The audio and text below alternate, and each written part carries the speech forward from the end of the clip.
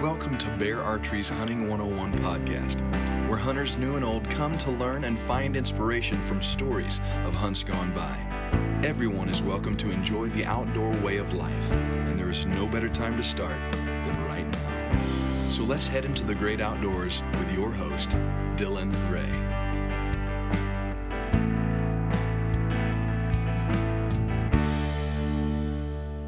All right, guys, welcome to Bear Archery's Hunting 101 podcast, as always presented by our good friends over at ScentLock.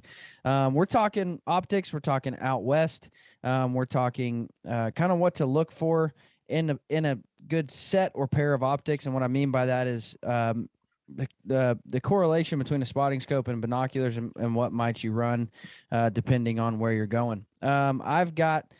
He says he's just the optics editor, but I like to refer to him as Chief Executive Optics Editor, Andrew McKean. Andrew, how are you, man? I'm pretty good. It's a beautiful day in eastern Montana. Is it too hot? Not yet. Actually, it's we got a cold front coming through. I think we have been locked in this drought. Like, it's not going to let go, but we got 2 inches of rain last weekend. We're getting more rain tomorrow. I'm a happy man. Yeah. It's 96 here in Kansas, so I'm not happy. I was feeding the dog this morning at 8 a.m. and I shot my bow a little bit and I was drenched in sweat. And I'm like, it's 8 a.m. How is this even possible? It was 46 degrees here this morning at 8 a.m. God. Yeah, we were in Salt Lake. Me and Darin were in Salt Lake last weekend, and that's about how it was. You know, in the mornings, 45 to 50 felt amazing, and then, you know, high of like 70, and it was beautiful. And then I came back home and I'm miserable. Should have stayed out west. I should have. We got Darin Cooper. Darin is the owner of Rent Outdoor Gear, which we'll dive into a little bit, but really gives you the opportunity to use high-end optics. I remember the first time I decided to buy optics, and I'm like, good Lord, this is like taking out a car loan. And so we'll talk about the importance of why people can do that. Darin, how are you, man? Good. Glad to be here. Thanks for having me. Absolutely. Well, let's just dive in. We got a lot to kind of uncover in the optics world. And I want to start with 101, like optics 101.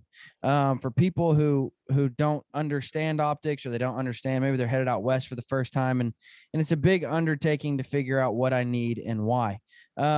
So Andrew, walk us through kind of understanding optics as far as, you know, 8x42s or 10x44s or all that good stuff. Walk us through how to really understand and digest what we're looking at when we're looking at optics. Oh man, how much time do we have? You're the one that has the hard stop. You tell me. That's true. The reason I asked the question is, I mean, you can dive into this. It's not even a rabbit hole. It's like a sewer manhole into the variations around optics. But I think to the point of your question is,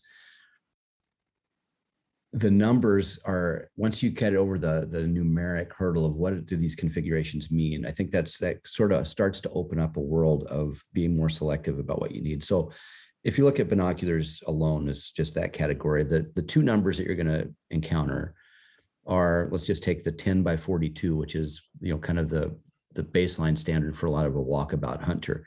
The 10 in that number is the magnification. The 42 in that number is the size of the objective lens in millimeters. So it's a 10 power by 42 millimeter binocular. I'm eager to get Darin's take on this too. But for a lot of the Western hunters, that's a good all around magnification and kind of configuration. You've got enough reach with that 10 power to be able to see distant objects. And you've got that 42 millimeters big enough to let a lot of light into the image, but it's also small enough that you can easily carry it around your neck or in a chest harness. You know, a lot of Western hunters, especially those who are sitting and glassing from a promontory, might opt for higher magnification. That's where the 15 power by a bigger 56 millimeter comes in. That's really, I see that a lot for that Southwestern sort of Coues deer hunter, or somebody who is not going to be walking as much as you might if you're, you know, walking and stalking for mule deer or for an archery elk hunter. The other thing I would say is going down in size. This is for me personally, as a bow hunter, I do a lot of one-handed glassing.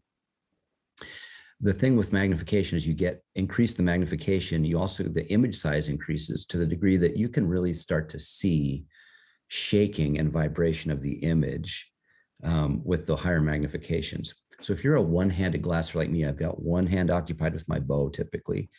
I've got one hand with a binocular that I want to be able to stabilize the image. So I'm looking at a 7 or an 8 power in that case, and a little bit of a smaller objective lens because I don't want it to be in the way if I draw a bow.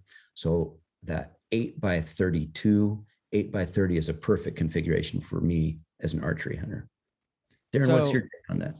So just so everybody knows, this is the second ever video podcast that we've done on bear. So you can head over to YouTube and watch this. And so I've got my pair of binoculars here. So what Andrew is saying here is the lens here, this is a pair of 10.5 by 44s. The lens here is 44 millimeters.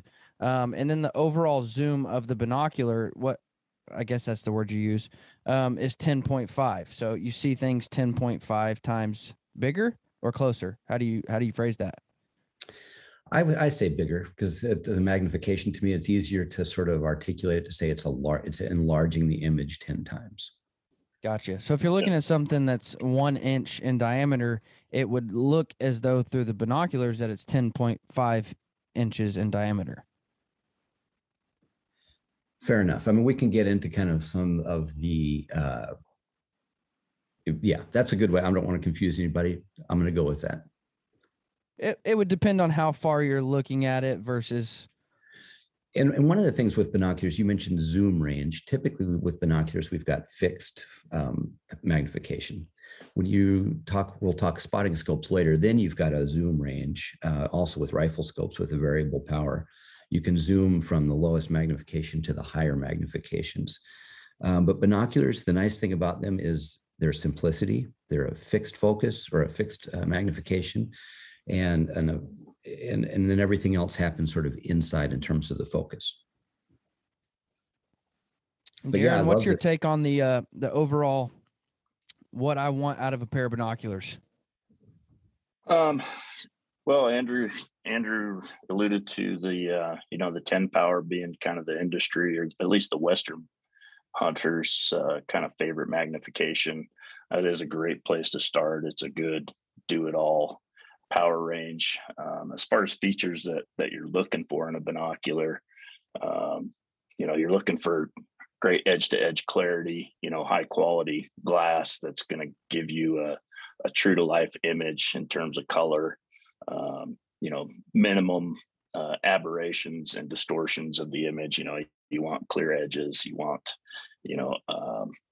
colors to represent what you're seeing with the naked eye so that you can better discern the difference between a gray mule deer and a gray granite boulder, things like that. So that's definitely going to help you out. But a bright image. So that's kind of back to what Andrew was talking about, that's balancing your power to your size of your objective. So a larger objective is going to give you a much brighter image, better performance at first and last light.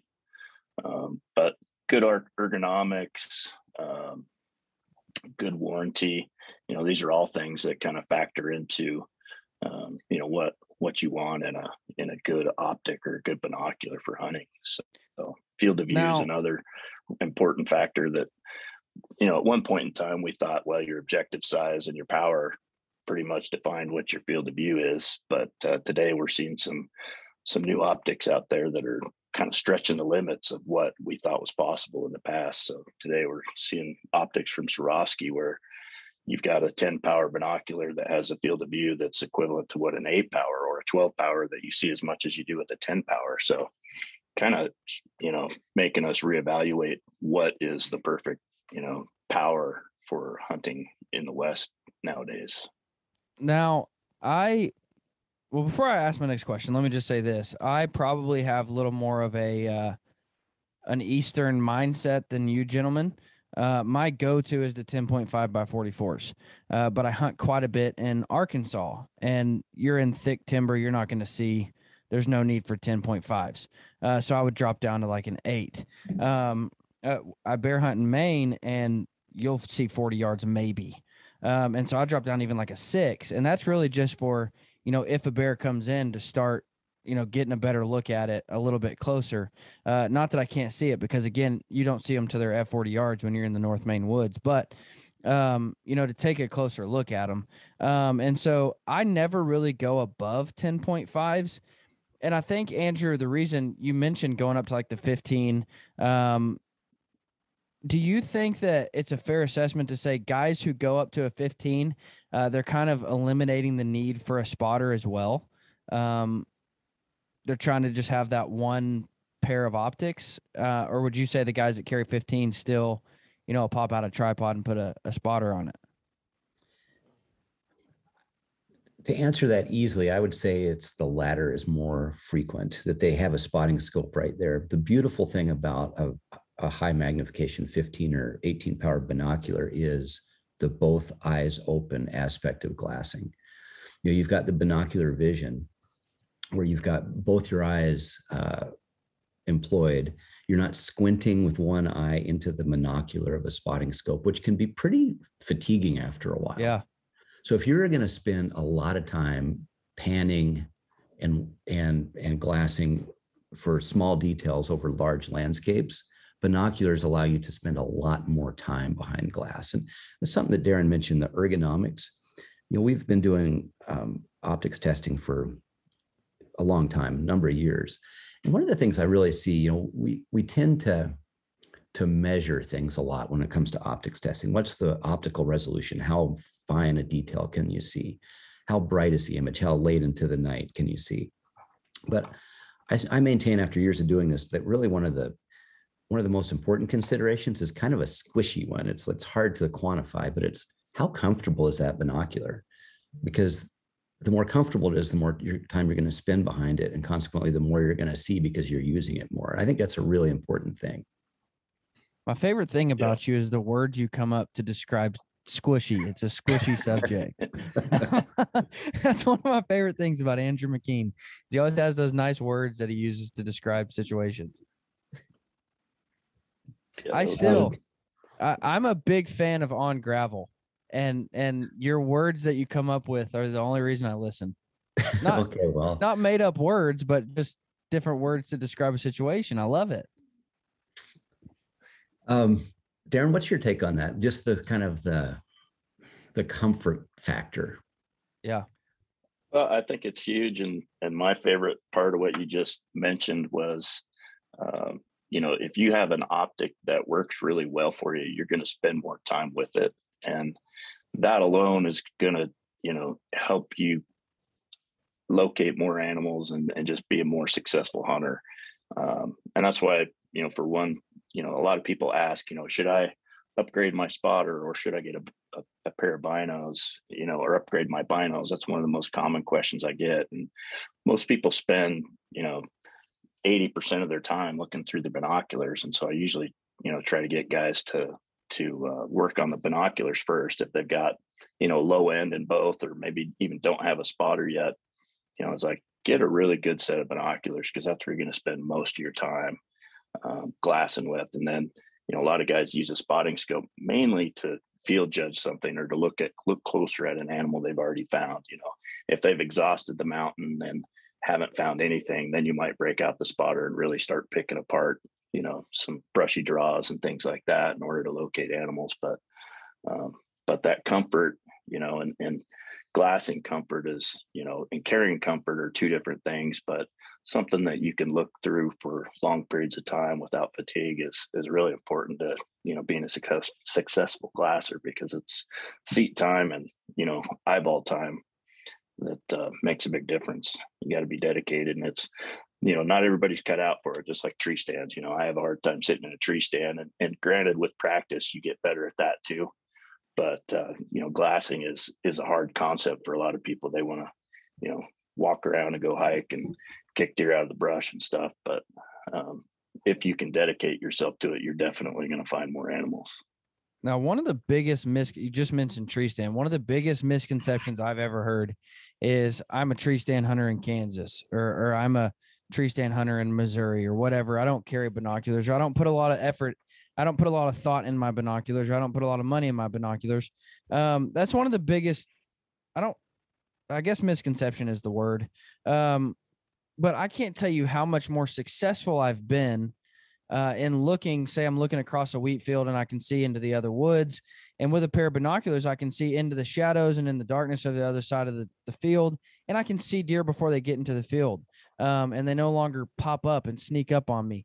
And pretty much if I'm sitting in the tree stand, as a kid, I used to just sit and wait. And then they would get there and I would be stuck in a frenzy trying to get my bow ready, trying to get whatever. But now I just sit in glass constantly in my tree stand. And I'll use a little, like a little monopod, just on the foot of my tree stand. That way I don't have to hold my binoculars all day and it's a little more comfortable, and I'm constantly just looking through the woods. No matter how far I'm just looking into the woods and I'll see those deer a lot quicker than I used to.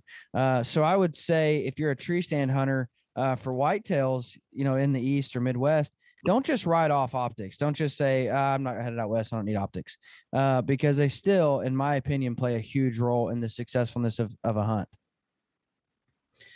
Actually, I think there's two really important considerations there. One is I grew up in the heavy woods of Missouri, and that's right. I forgot about that.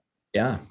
And not super heavy woods, but it was kind of that mixed, open ridges, but wood, hardwoods, draws. And we didn't hunt a ton of public land because I grew up on a farm, but anytime I was hunting kind of the edge of the farm, I would encounter other hunters, especially during rifle season. And I can't tell you the number of times I would look at another hunter through my binoculars and see that they were looking back at me through their rifle scopes. Oh, and that is a really chilling image to have. Yeah. I see it out west quite a bit too. People who are using their rifle scopes as a panning optic. And it's not only super dangerous, but it's also it's pretty irresponsible. Yeah. And you're also limited. Obviously the whole idea of, gun safety, don't point your gun at something you don't intend to shoot.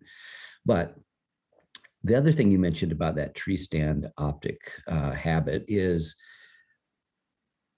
binoculars, especially that have fine focus, are really useful for a tree stand because the focal plane is fairly shallow. So you can kind of riff through different distances and get a hard focus on things that with binoculars that have a really wide focal plane where lots of things are in focus at once, may be useful out west, but in the Midwest and in tight cover, you want a binocular that can really sort of shave the different distances with hard focus at each one of those. And it's amazing the amount of wildlife and other things that you see with that.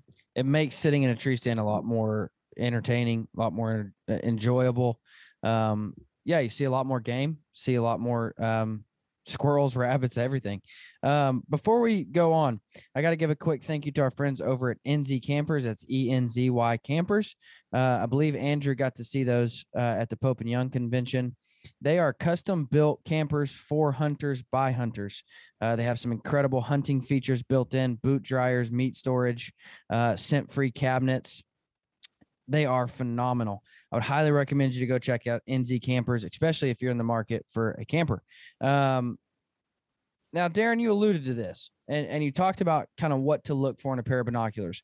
My question, if you pick up a pair of Koas or a pair of Swaros or another high-end binocular, and all you've looked through is, $40 binoculars from Academy, it's easy to tell the difference. You're like, oh, wow, those are phenomenal.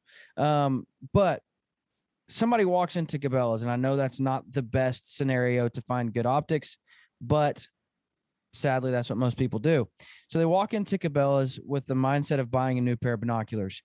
The moment they look through binoculars, what should they be looking for, and what should they be looking for as a red flag?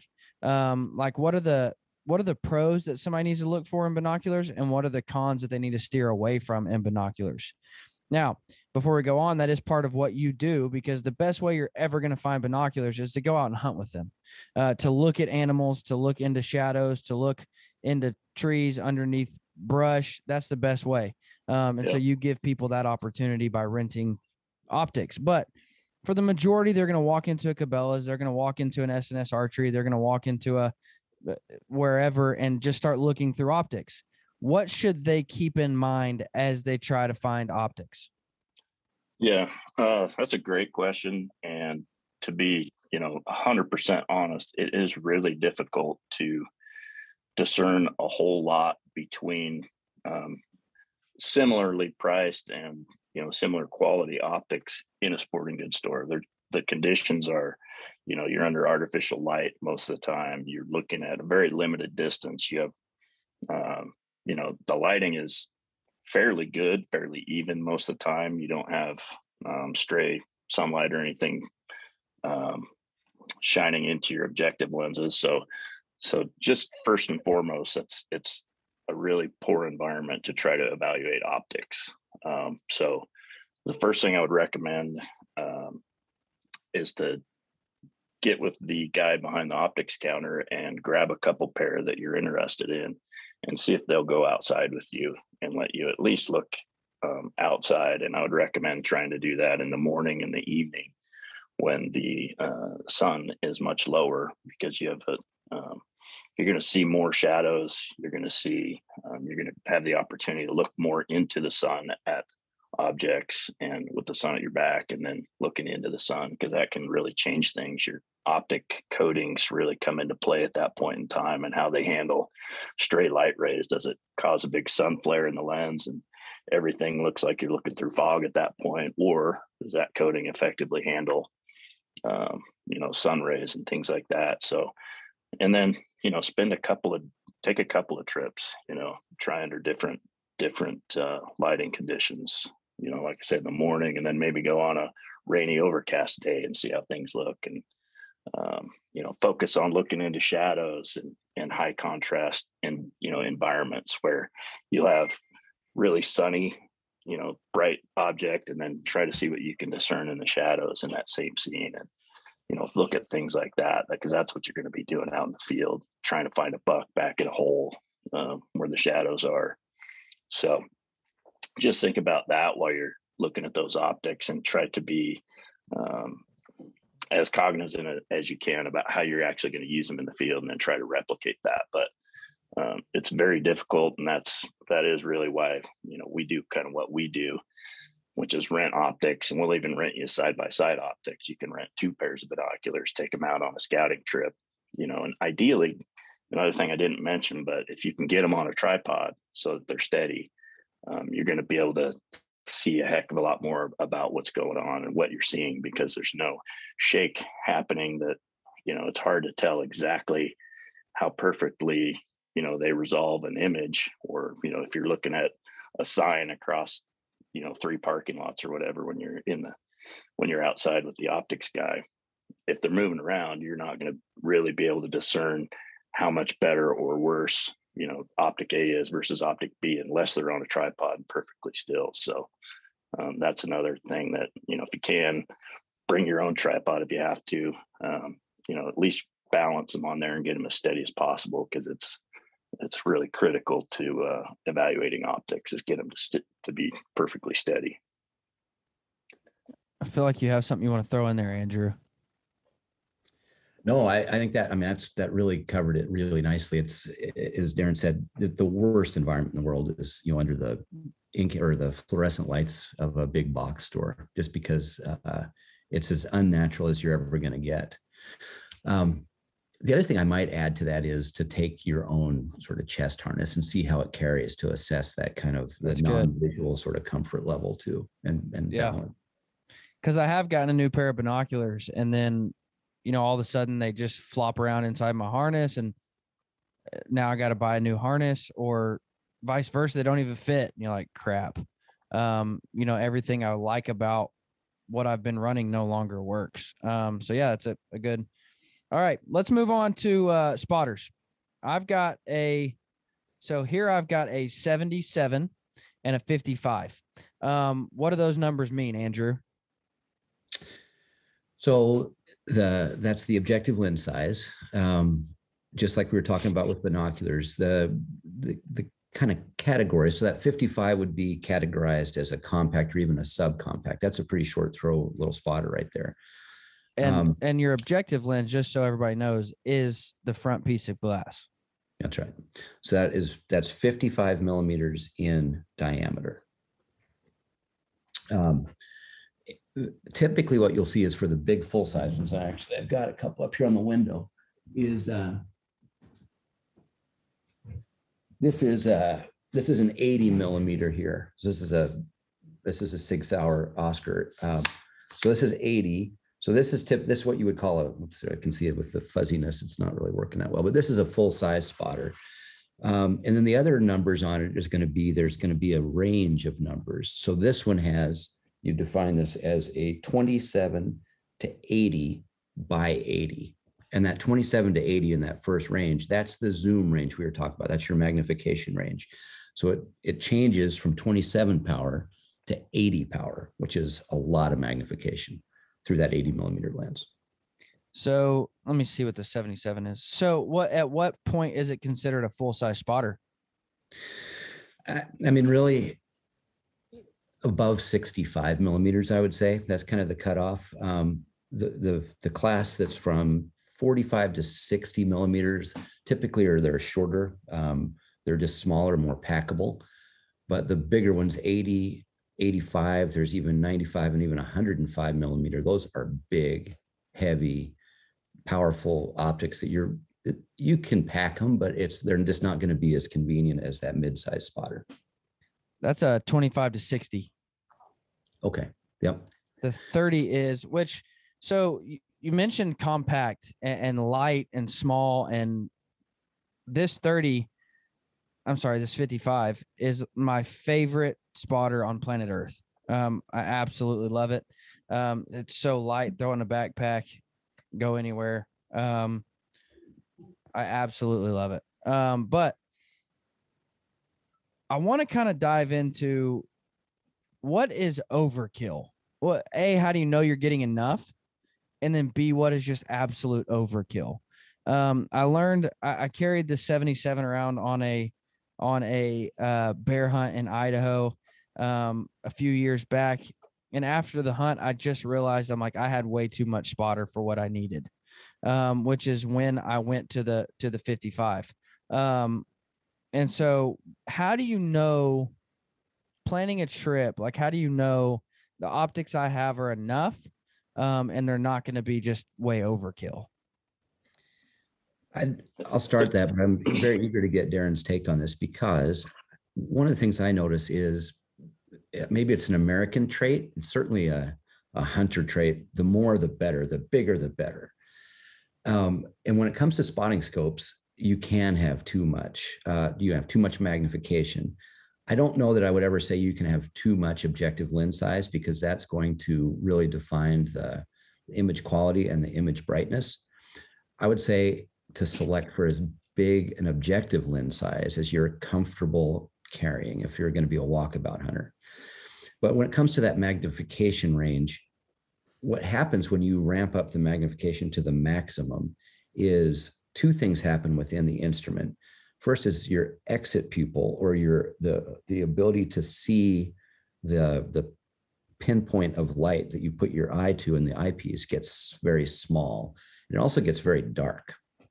And so what Darin was saying about testing optics before you buy them in different light conditions really affects your ability to discern a spotting scope. Because if you're most spotting scopes look pretty good in the middle of the day, because you've got so much light that's coming into the image that you can't really see that darkness as much. But if you get out with a spotting scope at the beginning or the end of the day when there's not that much ambient light, and you ramp that magnification all the way to the highest, you're going to be alarmed at how dark that image gets, dark and grainy and just hard to see and resolve.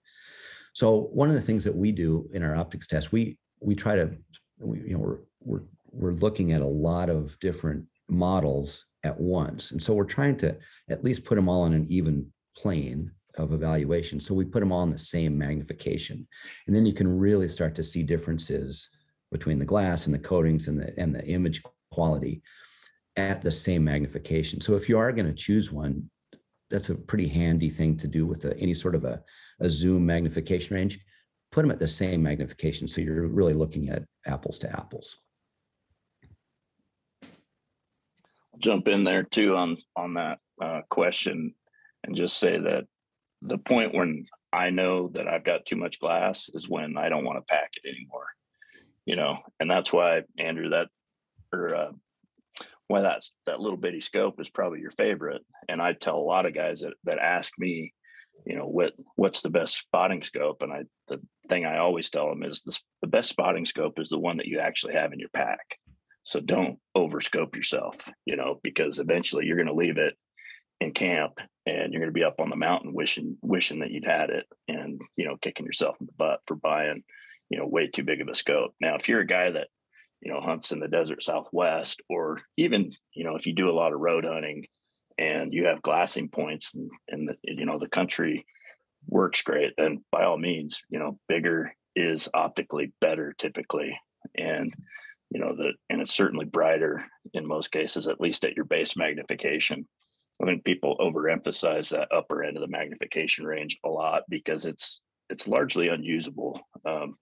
Not so much because you can't see the animal better, but generally atmospheric effects start really having a big impact on what you see. And the best spotting scope in the world isn't any good, or isn't a whole lot better than, an average spotting scope if the heat waves are so bad that, all you're seeing is a mushy image anyway.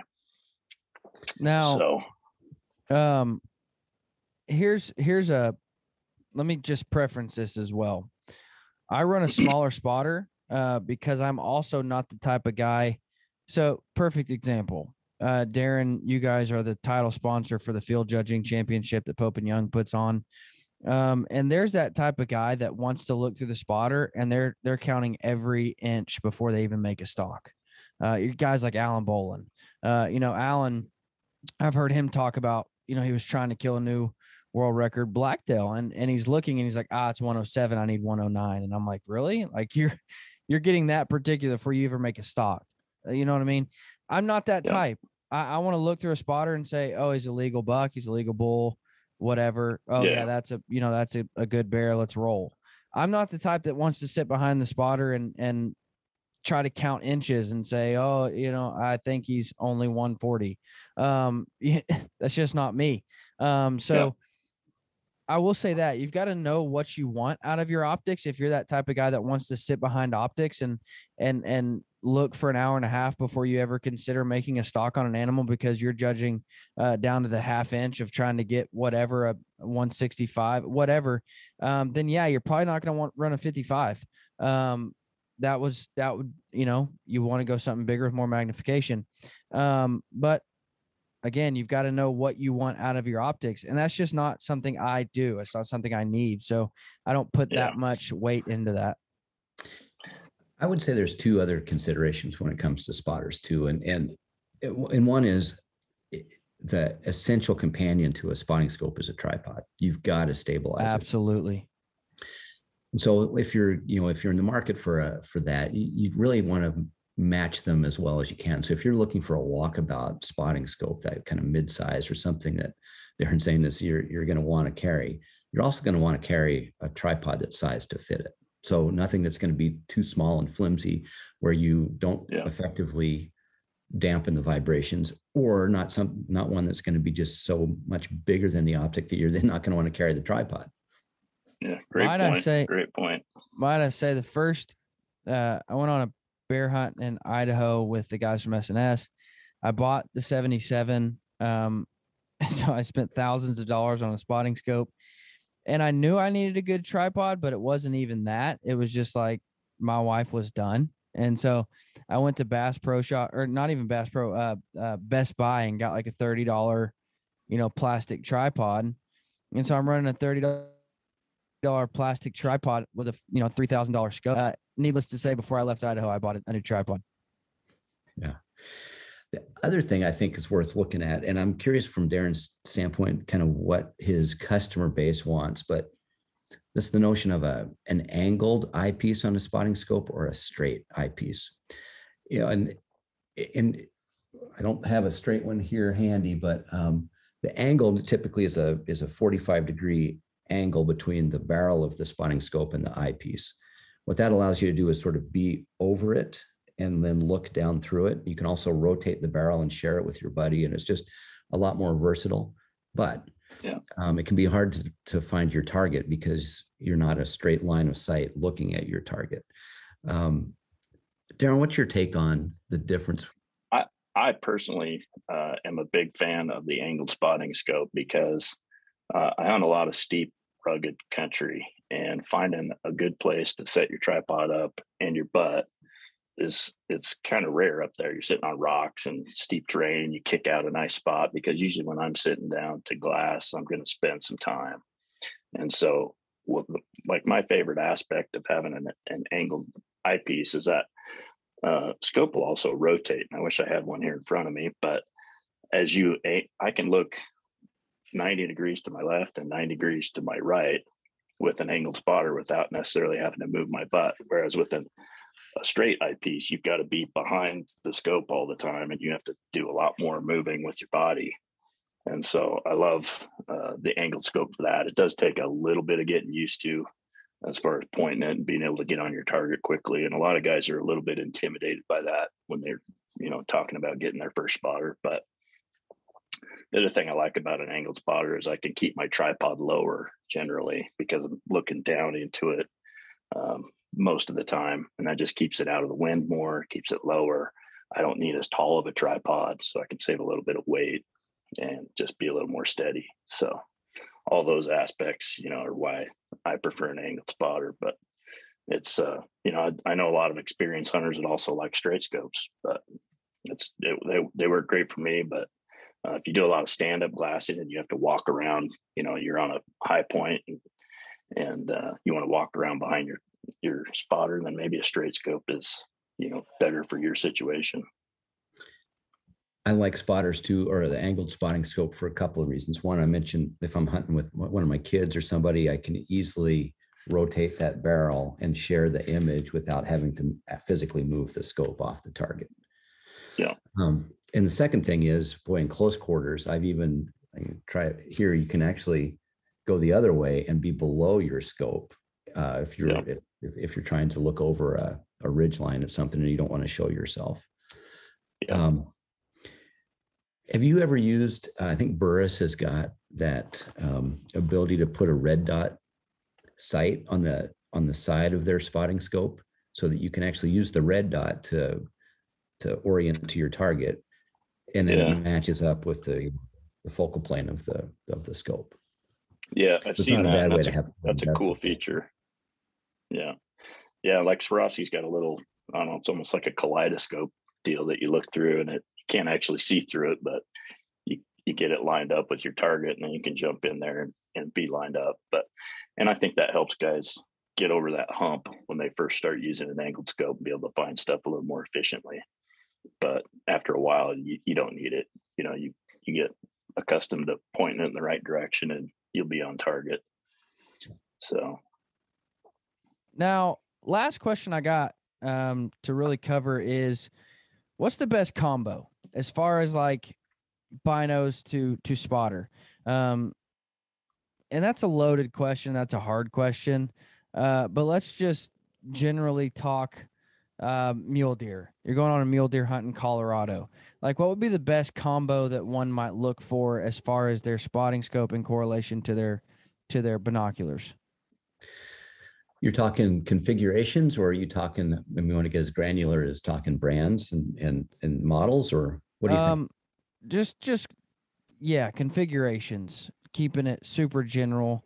As far as, like I said, 10.5 by 44, and you said, 10 by 42s is a really good, just general all around workhorse of a binocular. But yeah, generally speaking, what might somebody want to jump between? I'll kick it off with a couple of variations. So I would probably go with that 10 by 42 as my main binocular. Something that's standard size, nothing too outlandish in terms of the frame or a chassis size. And then, assuming I'm going to be walking and hiking quite a bit, I would go for probably a 65 millimeter spotting scope. So something in that 25 to 45 to 50 power by 65, probably the way I would go. The one variation I would say on this, and Darin kind of alluded to this earlier, is I've fell in love this past year with 12 by 42 Swarovski NL Pures. So it's 12 power in a frame that's even smaller than most 10 by 42s. And they've got a real ergonomic sort of hourglass shaped barrel that is really, that I can lock my hands into and really stabilize it. So for open country, that's a really good binocular to have. You got a little more power and you can stabilize it really nicely. Yeah, I would agree 100%. I think that's a great combo for most hunting conditions. And, you know, it's always nice to be able to match, you know, your exact hunt and what you're planning on doing to the optics that you're bringing. But I think you can cover almost any situation effectively with, you know, 10 by 42s and a 65 millimeter scope.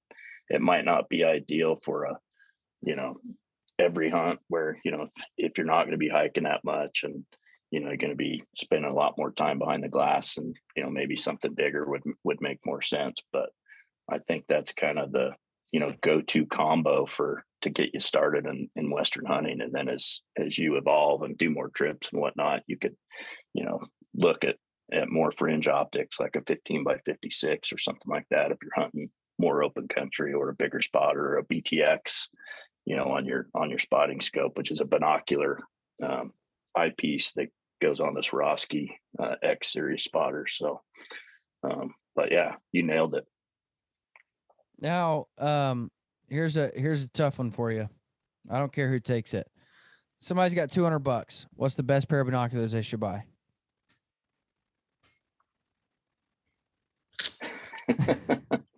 Well, I mean, I'll kick it off, I guess. Darin mentioned this earlier, and I think it's a really important consideration when we're talking about this class of optics, and that's what does the warranty look like?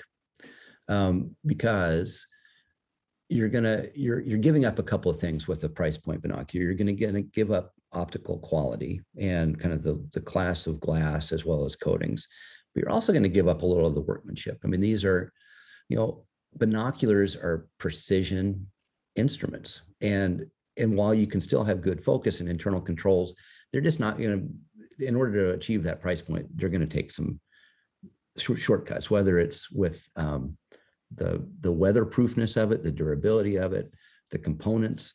So those are just things to be mindful of. Warranty is really important.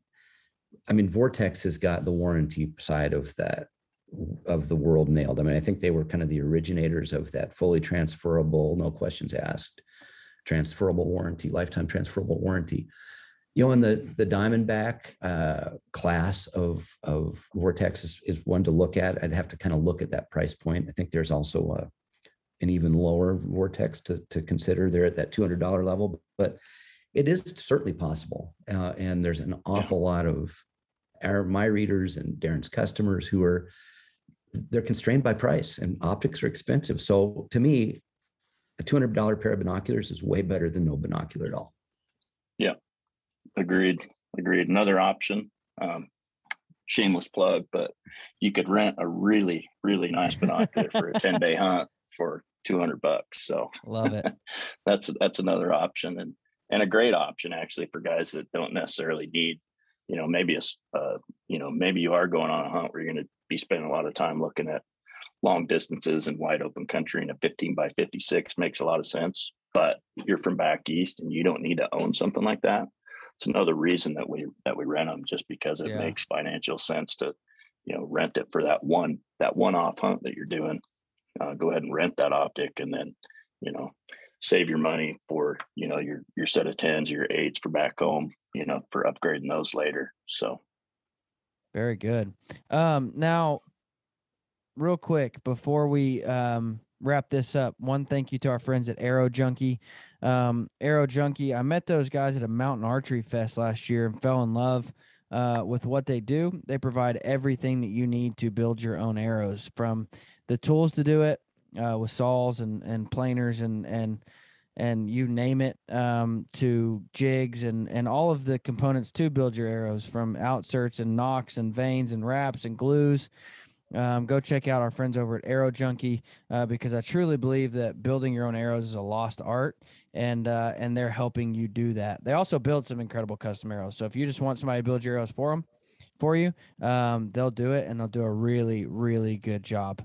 Before we go, each of you got to give me like your best tip in optics. And I mean like super simple, like buy a nice tripod. No, I'm just kidding. But like your don't pee in the wind type tip when it comes to optics. Something that I can take and put in my back pocket and make myself a better hunter with. I can kick that off. I got one at the top of my mind, and one that I shared with you last weekend at the Pope and Young convention, and that's put your binoculars on a tripod. Even a pair of 8s or 10s is going to be far more effective in helping you spot game if you can mount it on a tripod. We sell a really slick tripod adapter for binoculars called the Really Right Stuff Cinch LR. Maybe you can show them, Dylan, on screen. Yes, but I can. Slick little mount that you can put on your binos. It'll fit, adapt to any size of bino. You don't have to have a center stud. It'll work on your laser rangefinder binoculars, and it's got an Arca Swiss mount built in, or you can put an adapter plate on the bottom. So it's going to make your glassing a lot more effective. They're normally $45. Darin charged me $55, but I was proud to pay it. So well, that tip costs an extra 15. So yeah, that's 10. What I was paying for. I would say to use your binoculars, even when to make a habit of using your binoculars at every available moment. The number of my hunting buddies who don't use their binoculars and walk up and then spook game is astounding to me. I tend to use binoculars. Probably I overuse them, but it's also saved me a lot of steps. To me, it's an efficiency that I can basically dispense with, or kind of rule out areas that I'm not going to hunt. I don't have to go walk over there. I can really glass them. And by glassing, you're also slowing everything down. I think people hunt too fast, and they to their detriment. So one of the things, just even every third or fifth step, glassing your approach will make you a better hunter. Very good. Guys, thank you so much for coming on. Two guys who know optics way better than I do. That's my tip. And I say it jokingly, but that's my tip, is find somebody who knows more than you and learn from them. When I want to understand optics, these are the type of guys that I call, guys who optics are their living. And so find people who know more than you and just pull in all the information that you can. But gentlemen, thank you so much for coming on. Guys, thank you for listening. Thank you for watching. Have a great week. And any optics questions, these guys are readily available. Where can they find you at, Darin?